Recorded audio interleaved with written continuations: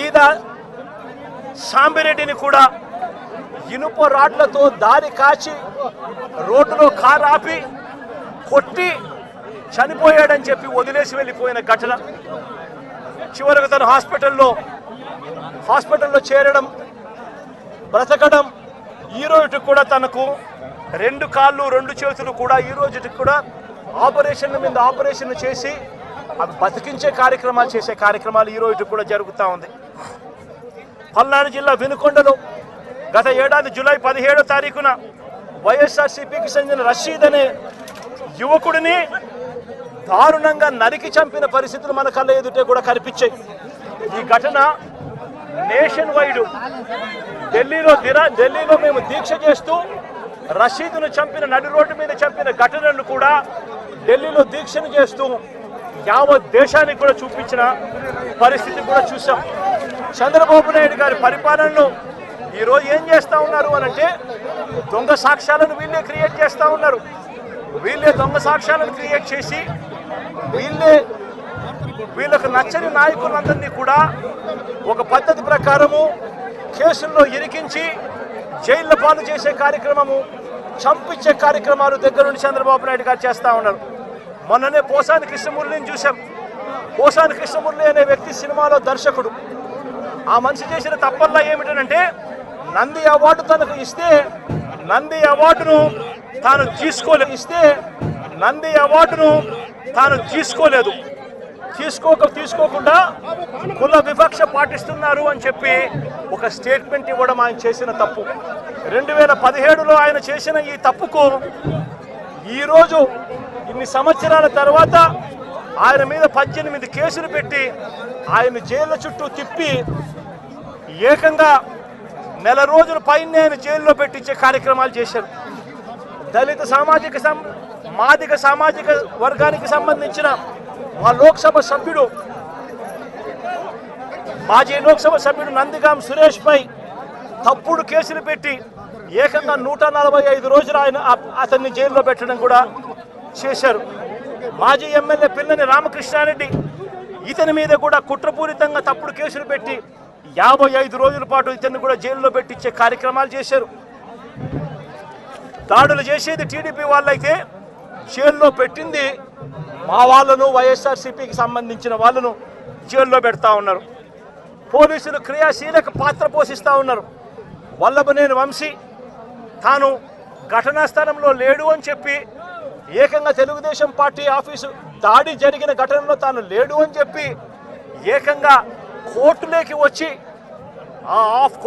వచ్చి తెలుగుదేశం పార్టీకి సంబంధించిన వ్యక్తి, పనిచేస్తూ ఉన్న వ్యక్తి కోర్టు 18 సార్లు ఆయనకు వాయిదాలు పిలిస్తే 18వ తారీఖు రాని తప్పని పరిస్థితిలో పోలీసులే తనను ప్రవేశపెడితే కోర్టు ముందర తానే వంశీ అనేవాడు అక్కడ లేడు అని చెప్పిన తర్వాత కూడా వంశీని అదే కేసులో ఇరికిచ్చి అదే కేసులో వంశీని ఇబ్బంది పెడుతూ ఇప్పటికి 50 రోజుల నుంచి వంశీని కూడా జైల్లో పెట్టించే కార్యక్రమాలు చేశారు. ఇలా రాష్ట్రం మొత్తం మీద రెడ్ బుక్ పరిపాలన సాగిస్తూ ఉన్నారు. ఇదే చంద్రబాబు నాయుడు గారిని అడుగుతాను, అయ్యా చంద్రబాబు, ప్రజల్లో ఏదైనా కూడా మంచి పేరు తెచ్చుకొని రాజకీయాలు చేయడం నేర్చుకోండి. మీరు సూపర్ 6 ఎందుకు అమలు చేయడం లేదు అని చెప్పి ఈరోజు ప్రజలు గట్టిగా నిలదీస్తూ ఉన్నారు. సూపర్ 7 హామీలను ఎందుకు అమలు చేయడం లేదు అని ప్రజలు మిమ్మల్ని గట్టిగా ప్రశ్నిస్తూ ఉన్నారు.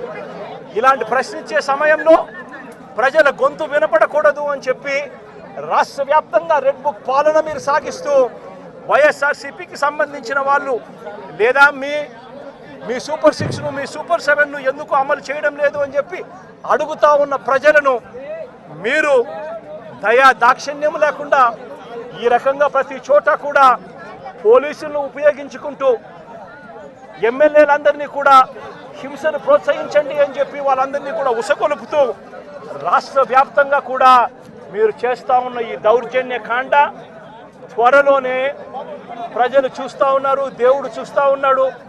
ఖచ్చితంగా మీకు బుద్ధి చెప్పే పరిస్థితి త్వరలోనే వస్తుందని చెప్పి ఈ సందర్భంగా చంద్రబాబు నాయుడు గారికి గట్టిగా మందలిస్తూ చెప్తా ఉన్నా. అదే మాదిరిగా ఇంకొక విషయం కూడా చెప్తా ఉన్నా. ఇంకో విషయం కూడా చెప్తా ఉన్నా. ఇదే చంద్రబాబు నాయుడు గారికి చెప్తా ఉన్నా, ఇదే పోలీసులకు చెప్తా ఉన్నా, పోలీసులు ఎవరైతే చంద్రబాబు నాయుడు గారిని మెప్పు కోసం, ఎవరైతే పోలీసులు చంద్రబాబు నాయుడు గారి మెప్పు కోసం ఎవరైతే వాళ్ళ టోపీ మీద